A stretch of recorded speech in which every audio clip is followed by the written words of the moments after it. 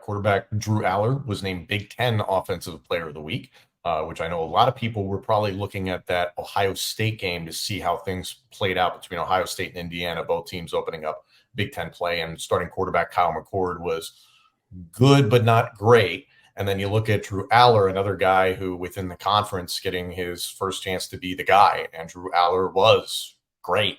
And I know in our post-game show, we were kind of like, it didn't feel like it, but like it felt obviously very good. And by the numbers, it feels fantastic, but just the flow of the game, it just didn't necessarily feel that way. And then when you think back on it, James Franklin was talking extensively in his press conference saying, he's like, we did exactly what we wanted to do offensively, and that he realized just how well Allar was playing. Yurcich probably realized how well Allar was playing.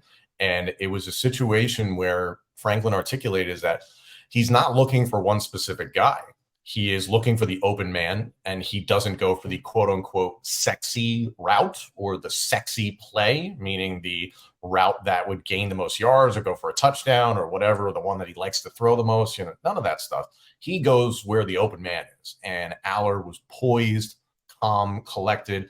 Yes, definitely situations here where you want to see him eat the ball or throw it out of bounds, something like that, and has the ability to throw the ball in ways that other quarterbacks cannot. And that Franklin was articulating, saying like, hey, if you're rolling to your right and there's a crossing pattern, do not throw that ball across your body.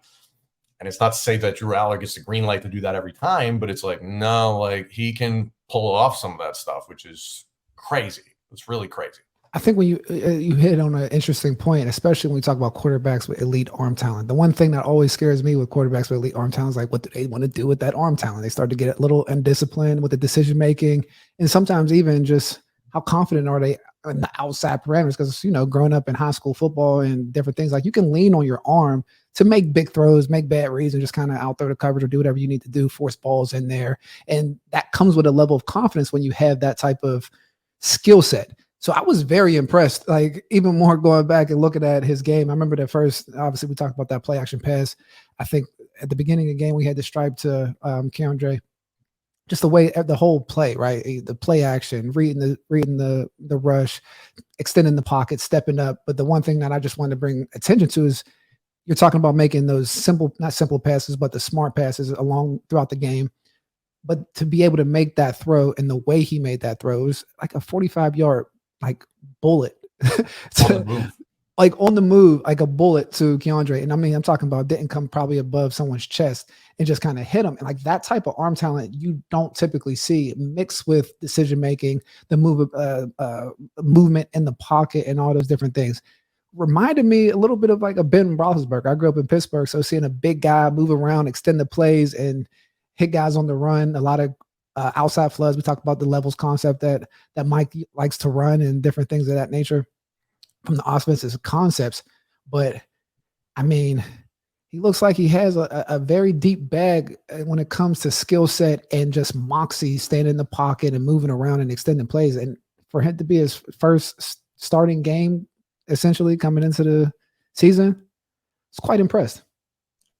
Extremely impressive, to the point that I'm trying to restrain my joy. Like I'm trying not to get ahead of myself, because Penn State fans will probably be like, we've been hurt before.